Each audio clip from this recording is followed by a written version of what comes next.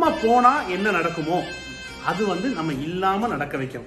அதுதான் அந்த management information system. இதுக்கு ஒரு பெரிய ஒரு வல்லுநரோ யாரோ வந்து ஃப்ரேம் பண்றது கிடையாது. நீங்க ஃபர்ஸ்ட் நம்ம என்ன செய்யறோம்ன்றது லிஸ்ட் பண்ணுங்க. அதுல எல்லாத்தையும் டே 1 யாருக்குமே டெலிகேட் பண்ணக்கூடாது. ஒவ்வொன்னா ஃபர்ஸ்ட் ஸ்டாஃப், ஃபினான்ஸ், என்ன நம்ம பார்க்குறோம்னு நினைக்கிறோமா, சிஆர்எம் என்ன இதெல்லாம் நான் ஒரு பெரிய டேர்ம் யூஸ் பண்ணுறேன்னு யாருமே நினைக்க வேண்டாம்.